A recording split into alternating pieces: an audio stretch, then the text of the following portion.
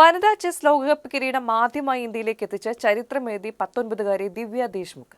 ജോർജിയയിലെ ബാത്തുമിയിൽ Indian താരങ്ങൾ മുഖാമുഖം വന്ന ഫൈനലിൽ 38-കാരിയായ കൊനേരു ഹംപിയുടെ പരിചയസമ്പത്തിനെ ടൈ ബ്രേക്കറിൽ വെട്ടിവീഴ്ത്തിയാണ് ദിവ്യ ചാമ്പ്യനായത്. 2002-ൽ ഹംപി ഗ്രാൻഡ് മാസ്റ്ററാകുമ്പോൾ ദിവ്യ ജനിച്ചിട്ടില്ല. 2005-ലാണ് ദിവ്യയുടെ ജനനം.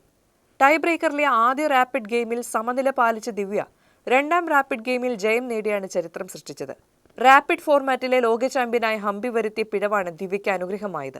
ശനിയാഴ്ചയും ഞായറാഴ്ചയുമായി നടന്ന ഫൈനലിലെ ക്ലാസിക് ഫോർമാറ്റിലെ ആദ്യ 2 ഗെയിമുകളിൽ സമനില പാലിച്ചതിനെ തുടർന്നാണ് ടൈ ബ്രേക്കറിലേക്ക് നീണ്ടത്.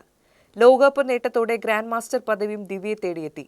43 ലക്ഷം രൂപയോളമാണ് ദിവ്യയ്ക്ക് പ്രൈസ് മണിയായി ലഭിക്കുന്നത്. 30 ലക്ഷത്തോളം രൂപ ഹംപിക്ക് ലഭിക്കും. ഇന്ത്യയുടെ 88ാമത് ഗ്രാൻഡ് മാസ്റ്ററാണ് ദിവ്യ ദേശ്മുഖ്. ഗ്രാൻഡ് മാസ്റ്റർ പട്ടം നേടുന്ന 4ാമത്തെ ഇന്ത്യൻ വനിതയും.